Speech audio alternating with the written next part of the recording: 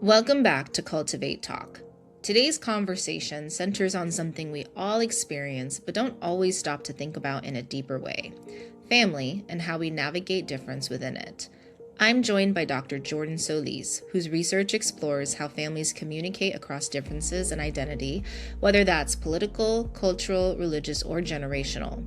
While we often think of families as unified or similar, his work reminds us that families are made up of diverse, sometimes competing identities, and that those differences are a natural and meaningful part of family life. In this episode, we talk about how families manage those differences, why it's not difference itself that creates conflict, but how we communicate about it, and how family conversations shape the way we understand people beyond our immediate relationships. If you have ever navigated political conversations at the dinner table or wondered how families can foster more openness and understanding, this episode offers both insight and practical takeaways. Let's get into it. Jordan Soliz is a professor in the Department of Communication Studies at the University of Nebraska, where he has been since 2004 after earning his PhD from the University of Kansas. Dr. Soliz has over 90 academic publications related to his primary research focus on communication, identity, and difference in personal, family, and community relationships. He is the previous editor of the Journal of Family Communication, co-editor of the book Navigating Family Relationships in the Modern Family, Communication, Identity, and Difference, and in 2024 received the Brommel Award for Outstanding Scholarship or Distinguished Service in Family Communication from the National Communication Association. At his institution, he is involved in the Minority Health Disparities Initiatives and the coordinator of the Dialogue Across Difference project. Thank you so much for being here today, Dr. Solis. How are you doing? I'm great. Thank you so much for inviting me. I look forward to our conversation. Me too. I am super fascinated by your work as well as your bio right there. Like, that is incredible and very impressive. So I'm Thank you. excited for our conversation and to kind of just kick things off. What first drew you to studying families and the way they navigate difference? Was there a personal spark or more of an academic curiosity?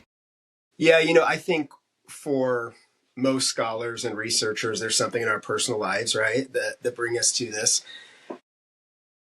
Me growing up, I grew up with different faith traditions, different ethnic backgrounds in each side of the family, uh, blended families, step families, half siblings. I also grew up in different regions, back and forth in the country, and also partially raised by my grandparents. Okay. So I was always thinking about how my family was kind of different from other families around. So I always had these questions, right? When I'd have to go, not have to, but I'd go to like different religious, traditions, around certain times of the year and things like that. So these were always questions I had as a kid.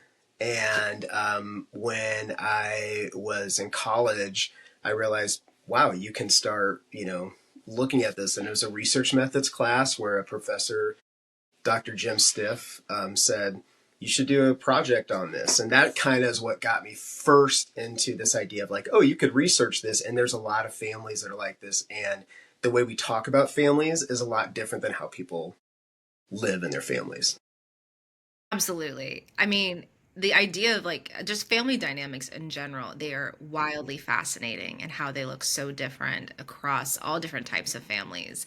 And it's definitely one of my favorite topics and units to cover in my interpersonal classes Yeah. when we get to talk about family. I'm like, oh, yeah, absolutely. Like, my students are usually looking forward to conflict and breaking up and romantic Yeah. relationships. I promise you, family is actually like so wildly fascinating and really important. And I can't wait to talk to you about those different dynamics. Yeah, and the thing is as much as I thought my families were different, you realize, Right. families aren't that different. Right. I think Stephanie Coots, who's a sociology scholar, if I got that name right, said, always talk about families the way we never were. I know This that idea book that is incredible. I right, recommend it we to my students. idealize Yes. this. And Yes. so quickly into this, I realized, okay, I'm not that unique. It's just, we need to have more focus on this. Yeah. Totally. Yeah. More focus, conversations, research, Hmm. everything. Yep. So families are such everyday lived experiences. What's something that surprised you once you started researching them through communication lens? Um, honestly, how much people wanted to talk about this, whether it was, people filling out surveys and happy to do it, people doing interviews. I remember one of our first projects I did in collaborating with one of my first doctoral students, Christy Kunkel at West Virginia, and it was on mother-in-law, daughter-in-law dynamics. It was kind of an area of research she was in. And the amount of responses that people would give and the length of these open-ended responses on surveys. And so that made me realize a lot of people want to talk about this. And then when I started getting into research like on multi-ethnic racial families, interfaith families, people want to talk about this. And I think part of it goes back to what we were just saying, that we don't, the public discourse about this is not about difference, is not about these things, so it doesn't speak to them. So I think that would be the most surprising part of this. And also the other surprising thing that was kind of interesting for me was to see how many of my experiences were reflected in like participants' experiences too. Totally. So, in fact, in some of my sorry. No, go ahead.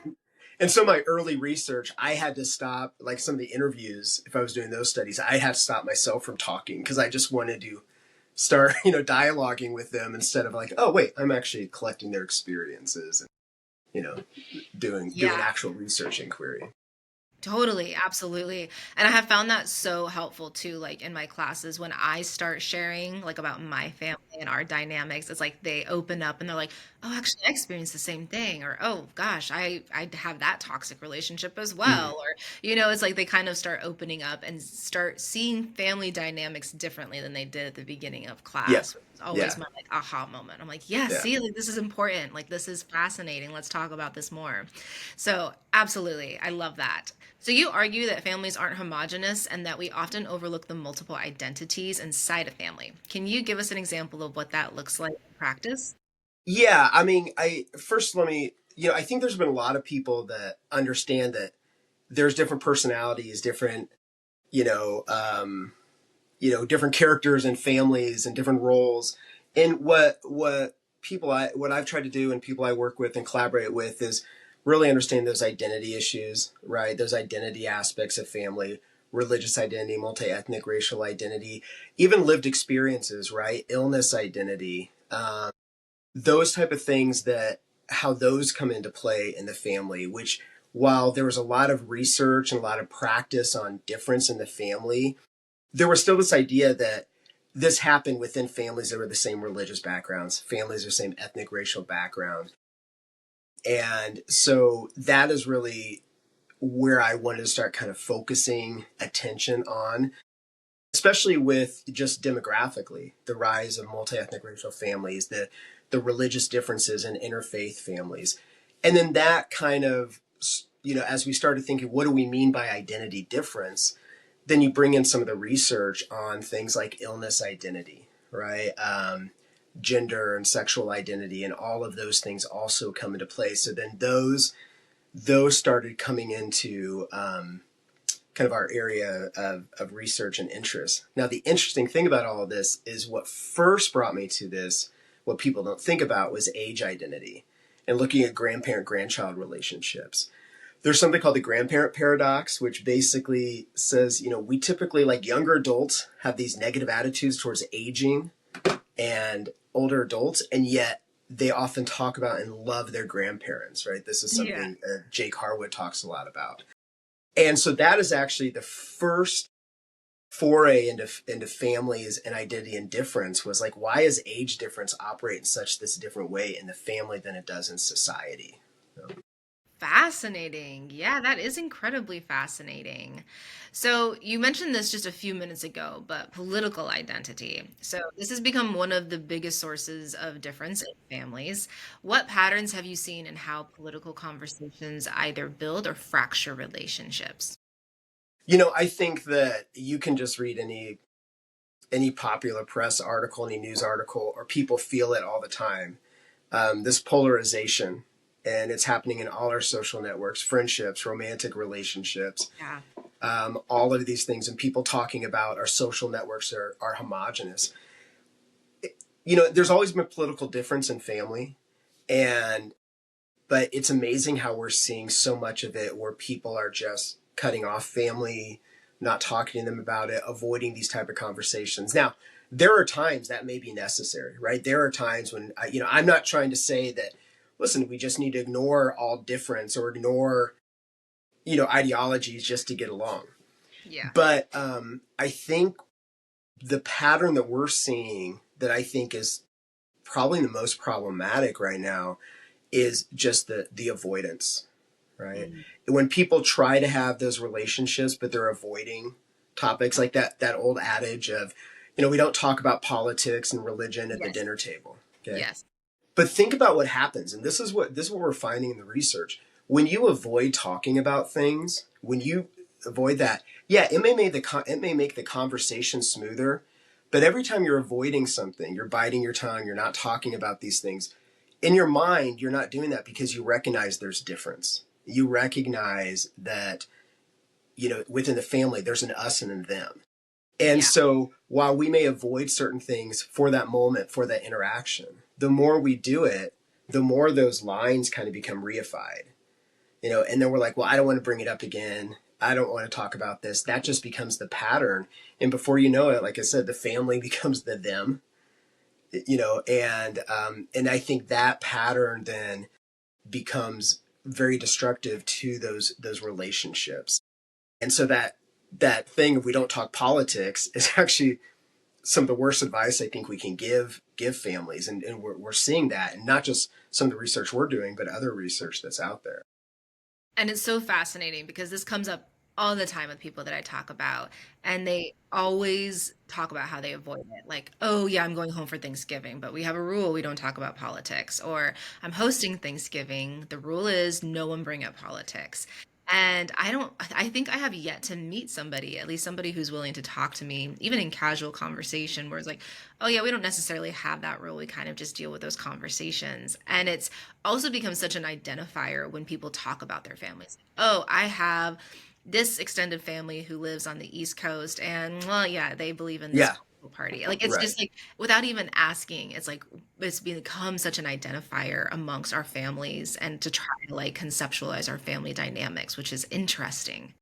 Yeah, and I think the thing is, if it's if it's we're going to get together for this holiday, or we're having this event, or grandpa's birthday or something like that, so let's not bring it up. We're like, of course, you don't want to make a scene, but it's more when these become, rather than let's make sure this specific interaction goes smoothly, when it becomes more of a characteristic of the relational dynamics, and you can start seeing your relationship change because of these identity difference, in this case like these political differences. um, what are you left with? If you're not going to talk about it, you're just going to grow apart further and further, and are people willing to make that decision? In some cases, right, they're like, yeah, for my well-being, it's important for me to Yeah, do this. But in other cases, there's not this magic, there's nothing else except, the silver bullet, this, magic potion. It is communication. It's how we talk about it, and figure out how to do that in a constructive way. Because by the time we do end up talking about it, it's shouting, it's yelling, those type totally. of things. Yeah. Very tense, absolutely. And that's actually a really good segue into my next question. So you have found that it's not difference itself that harms families, but how we talk about difference. Hmm. Can you unpack that a little bit more for us? Yeah, and I think to understand that, maybe we can move away from the political dynamics, right? So So let's where some of this came from is the work on, multi-ethnic racial families. And for a while, for a while there was kind of these discourses or recommendations like, don't talk about it, right? This colorblind ideology, right? We're family. We don't have differences. We transcend racial and ethnic lines and all of this. Um, and and what we find out is that when there's not recognition or affirmation, for instance, of a parent's recognition or affirmation of their child's different ethnic and racial and cultural experiences, then the difference between a parent and the child can affect their solidarity, their understanding, right? So if a mother never really affirms or recognizes or talks about or asks, like, what are your experiences you're having based on, ethnic, racial right. identity, and never does that, then the child could feel like, wow, we are different. My mother or my father or my parents don't quite understand what my experience is, whether it's has to do with bias and discrimination, whether it has to do with what it's like developing your identity, with a mixed ethnic racial background. So so in that case, it's when you actually talk about it in a constructive way, then difference doesn't matter, right? It actually makes the family richer. But this idea that we're just not going to recognize these salient differences that exist in society and act like they don't exist in our family, that is when it becomes problematic. Same thing we're finding in mixed faith and religious difference. Yeah, Families, yeah. absolutely. It's like these are opportunities for connection, Yeah, right? yeah, exactly, right. I love that. I might, yeah. The Take it. difference becomes a way, to connect, Yeah. and I think part of it is probably people's apprehension, parents' apprehension about how do I talk about this, how should I, I want to make sure that I'm supportive of my child, but I think we have to recognize that like we all teach, right? Families exist in a social world, and the things that exist in the social world pervade our families. So we have to address it. Absolutely. Yeah, I love that. So, families are also the place where we learn how to think about others, cultural groups, religious groups, or social out groups. How do these family conversations shape the way we see the world? Yeah, so this is actually something that interestingly um, we started really thinking about this like 15 or 16 years ago, again, going back to, I mentioned Dr. Christy Kunkel, West Virginia. Yeah. And and then right now, a current PhD student, Hannah Smith, is doing a lot of work on this. And if you think about it, we often talk about families, how they create like caring for others, those pro-social attitudes. But a lot of that is more about people in our social networks, your friends. What are parents going to do to have their kids help their kids help their friends out in school, or perhaps volunteering in their local community. All of that's really important. Um, but what we don't know a lot about is what gets people to really care about what's going on in other parts of the world or other parts of your communities, right? We're, as a species, as people, we're really good at helping out those in our community, right? Or care about what's happening to our religious group or our ethnic cultural group or things in our country. And so we've been really interested in trying to figure out what families do to create people to have this more like expansive worldview, where they realize like social, cultural others, people in other global spaces, those are all people we need to care about too. And so going back to kind of your question is, obviously there's the direct messages, right? Just your parent telling you, you should care about this, you should do this, those very clear, socializing messages. But Right. also it's all those indirect things. It's all those things like, do you see your parents reading about the news? Do you see your family talking about this? Do your parents take you to different, everything from like music to food to different events where you're exposed to things beyond your cultural religious group? Yeah. Is your family's social network diverse? Like those things above and beyond the direct messages you get really influence people to have this more expansive view towards others. Um, One thing we found out also is that when we asked about like messages people got about like mass suffering in the world and those type of Yeah. things, more than half of the participants said they never got those messages. Oh, And so yeah, we don't talk about it. We kind of what we call like minimize the other in families. right. We spend a lot of time about caring compassion towards us, but we were how do we get it towards them? If that makes sense. Yeah. No, that makes total sense, and it's just such an important conversation. I think especially when we think there's like a I don't know, I hear parents talk about this, but like this oversaturation of parenting information. Yet this Mhm. might be something that's missing from that general conversation, as well as highlighting the importance of it. So I definitely, it's like such an important ongoing conversation, not just for our discipline, but beyond, Yeah, making these conversations accessible so that so in the world of parenting, we're thinking about things like that. yeah. And I think also, thinking about what role do siblings play? What role do extended family, and then in turn, you know, as as kids get older, right? I have kids that, one's in college, one's getting ready to graduate, another one's in high school. Like they're starting to influence me. And so Yeah. another way to start thinking about this is how it flips, right? We talk about the Totally. socialization of this one way, but it's also going to be interesting. Do the children as they grow change the attitudes and kind of values of the parents? Totally. Absolutely. That is beyond fascinating. So, in your research, have you found certain communication practices in families that make people more open, inclusive, or pro-social beyond the family? Well, I think that um, if you go back what I talked about just momentarily, or a few moments ago, um, we know that those messages that come across, that just, the compassion, the caring, to making sure that the younger generations know what's going on in the world, right? Because you can talk about, it's important to care about others. It's important to, understand and help out those who are suffering or those less fortunate. But educating people about this, making sure that the, the children know what's going on in the world.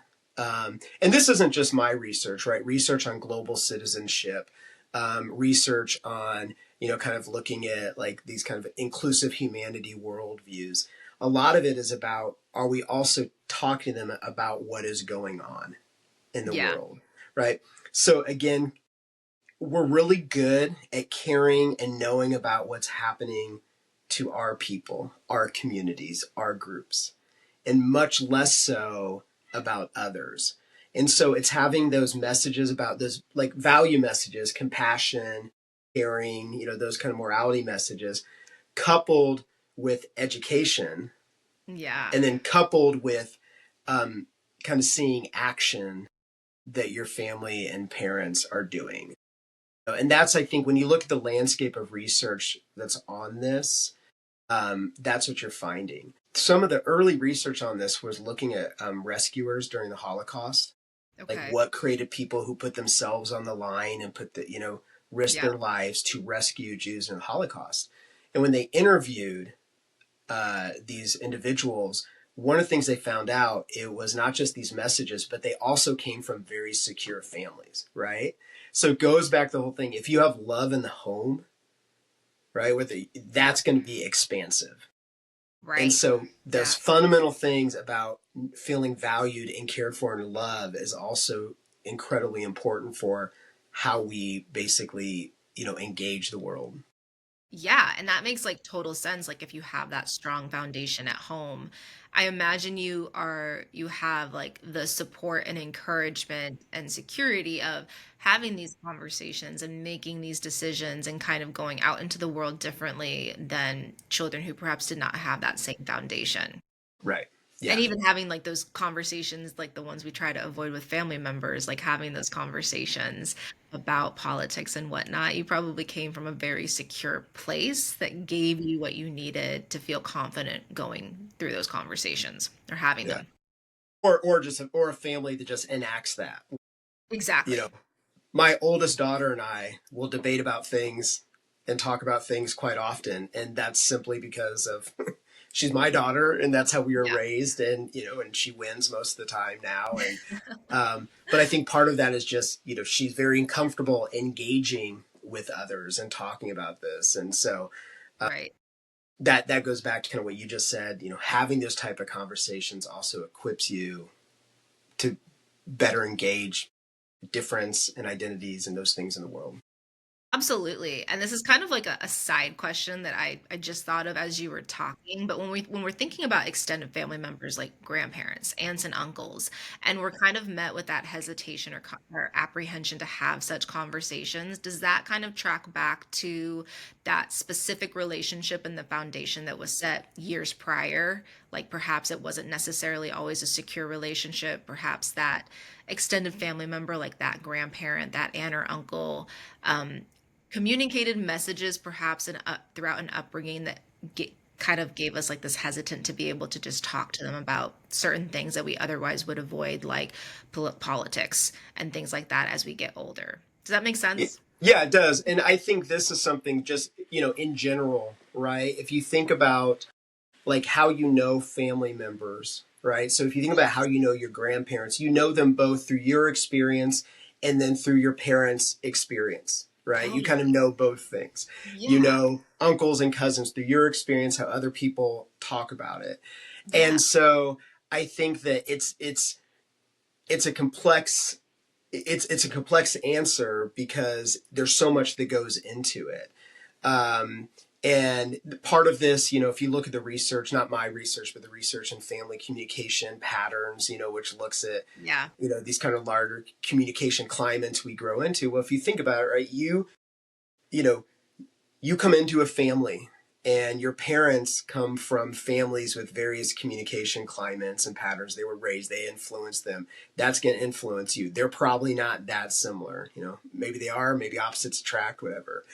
Um, and then, you have multiple generations, multiple grandparents, and each of those grandparents has their own individual style, then that family communication style. Then it all has to do with like, do we align politically? Do we not align politically? Right. Right? There's a lot of things go into it. And this is, I think, what, as communication scholars, we always try to say, like, communication is complex, right? Right. So don't try to put it down to a slogan or something, Yeah. because there's so many things that go into it.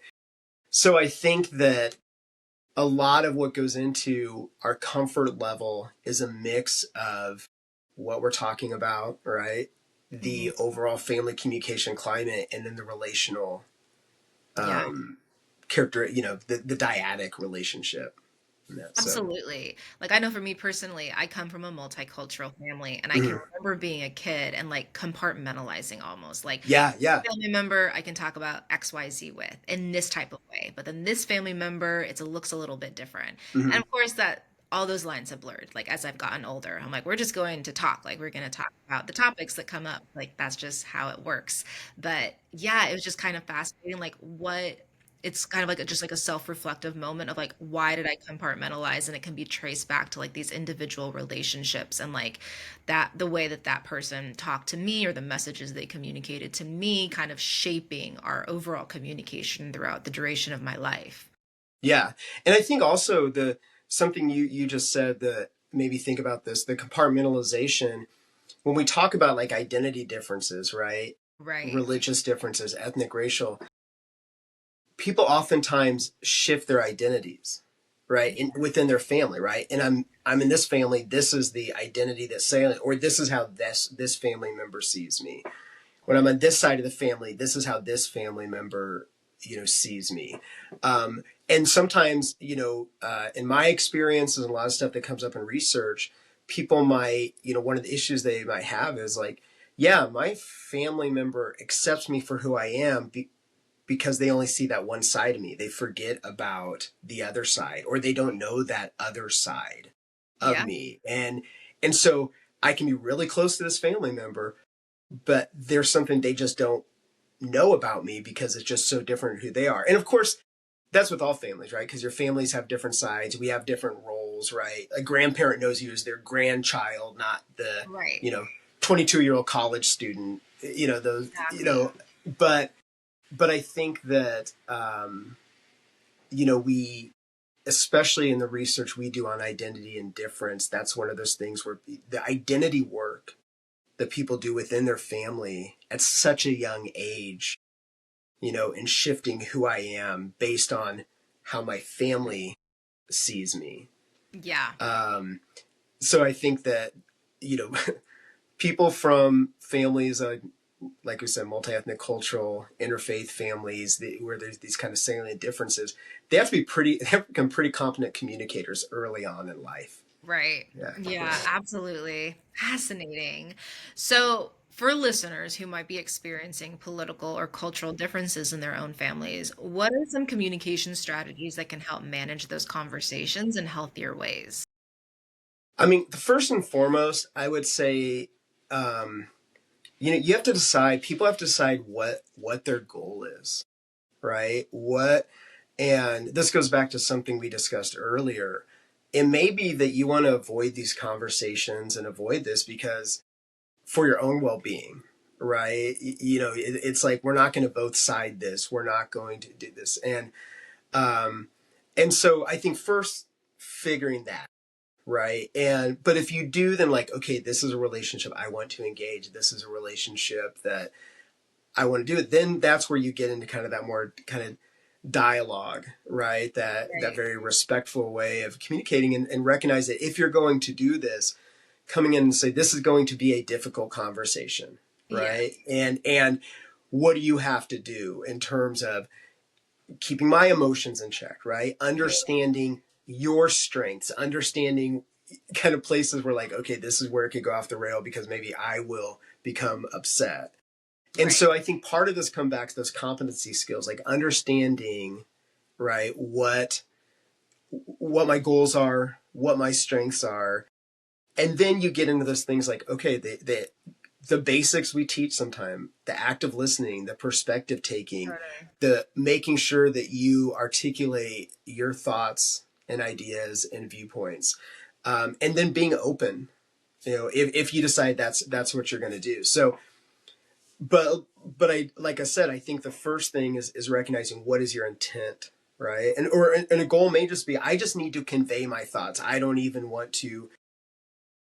I'm less concerned about the relationship. Just at this point, I need to let them know how I feel, because until I do that, we can't get past it. So I think understanding the goals, understanding kind of what you want to accomplish, and then just going back to those foundational, fundamental ways of how to have these constructive conversations.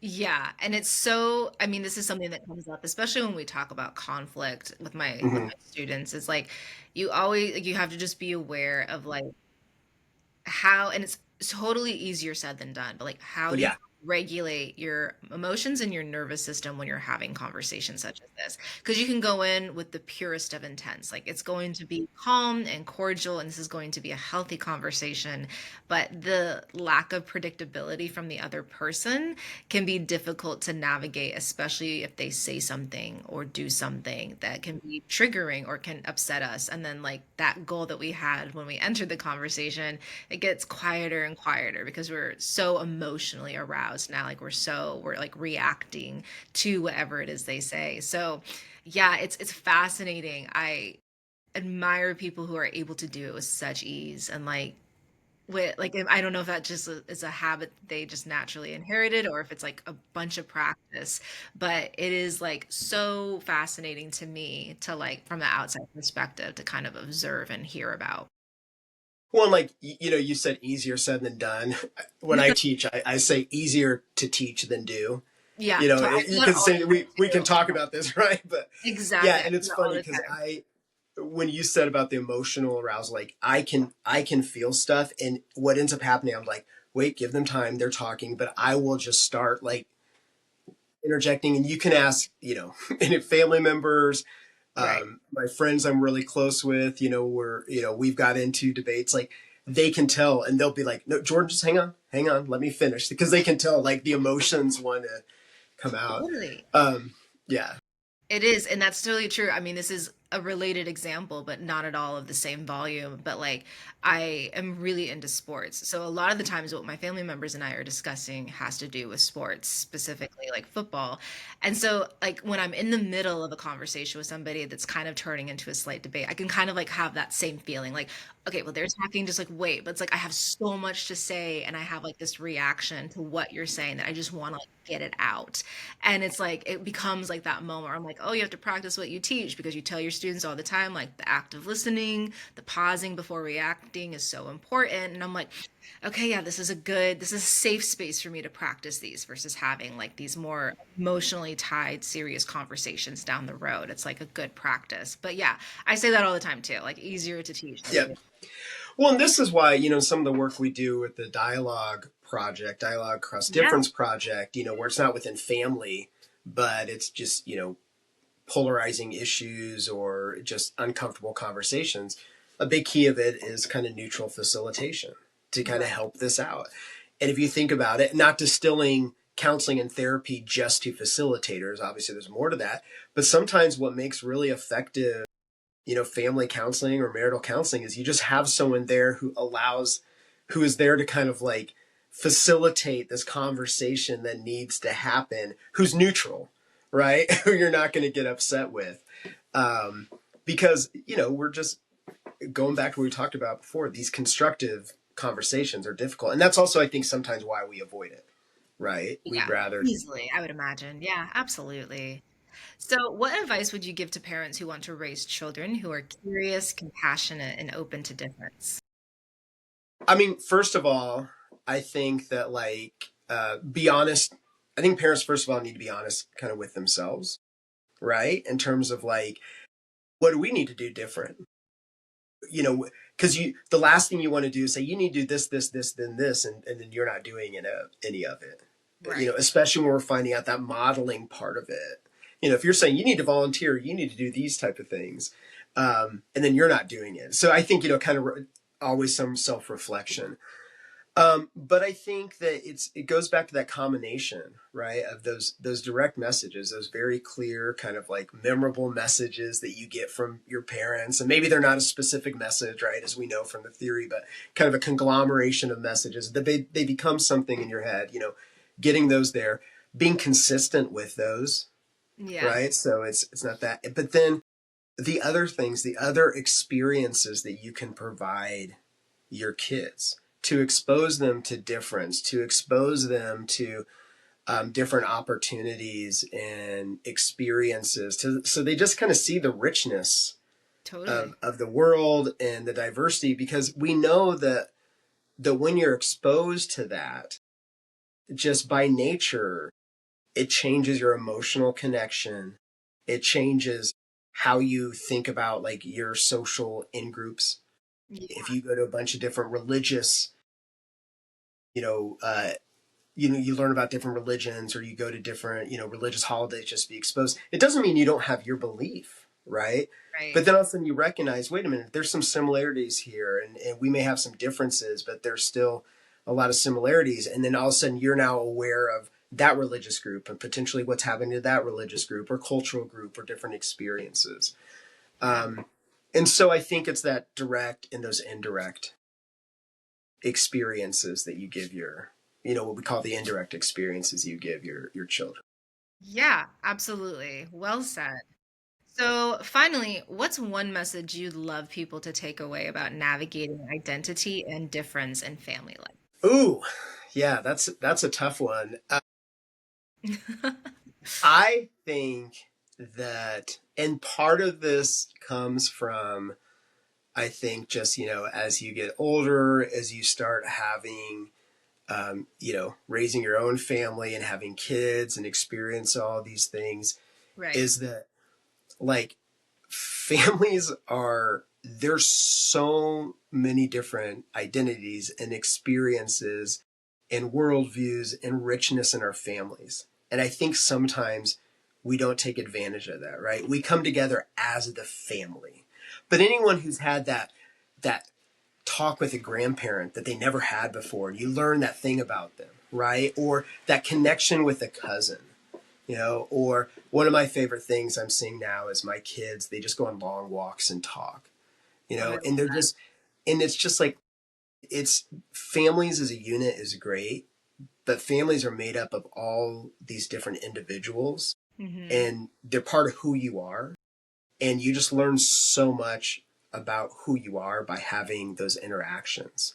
Yeah. Um, and the other thing I would say is it's really easy, I think, to, whether it's a relationship that's kind of up and down because of whether it's political differences or things like that, or just because of time you're not connecting with people in your family and everything like that. It's like, you know I'm not the first one to say this, but make time, make sure you make those connections and everything, because those are, for a lot of people, their roots, for better or for worse. Yeah. And understanding your family and the individuals there and their experience, I think, is just, it just gives you a richer life. Yeah, absolutely. I need to go call my grandmother now. I need Yeah. to yeah. No, right? I think that was like the perfect message you could have left us with because it serves as a really great reminder. And Yeah. I think especially as you get older, you realize like you have this family, and maybe you guys all come together for Thanksgiving, but like next Thanksgiving, it could just look different. So it's like taking the time Yeah. to connect with family members while they're here and Yeah. while you have the ability to connect with them can be really important and eye-opening. Like I feel like that's something I've realized and throughout like emerging adulthood and now into adulthood. It's like I've started seeing my family members differently because I just connect with them differently now. Yeah. And I ask different questions than I did when I was a kid. And I learn about them. And I'm like, oh, actually, I never knew this part of your life. Like I never knew about this. And so it's fascinating and like ongoingly educational at the same time. So Yeah. And I mean, I do think it's important to point out too, and I try to do this when I teach teach family comm, where we talk about this, that this doesn't mean that all relationships are great. And in right. fact, you may not want to reach out, but I think that because families are so instrumental, oftentimes in very good ways, oftentimes in mixed ways, sometimes in bad ways, Yeah. still making sure you address that somehow, because they families we just know they affect us, and so whether it's making those connections or talking about those things, Mhm. just just not staying within yourself when it comes to like families and relationships. Yeah. Yeah, absolutely. I totally agree. Well, thank you so much for being Thank here you. This is today. awesome. This is great. This Thanks. was so much fun. Yeah, I feel like I could probably talk to you for hours and Yeah. ask so many questions, but for the sake of the Yeah. listeners, I really appreciate you taking the Thank time you. to share about Thanks. your work, and it's beyond impressive and fascinating. And I appreciate it very much. Okay. Thank you again. Thank you. Bye. And that concludes our conversation with Dr. Jordan Soliz. What stands out to me is the reminder that difference in families isn't something to avoid, it's something to engage with thoughtfully. The way we talk, listen, and respond in those moments doesn't just shape our relationships at home, it shapes how we move through the world. Whether you're navigating political differences, thinking about how families influence our views of others, or simply reflecting on your own communication patterns, I hope this episode gave you something meaningful to carry with you. As always, thank you for listening to Cultivate Talk. If this conversation resonated with you, be sure to follow the show and share it with someone who might find it helpful. Until then, keep cultivating conversations that matter.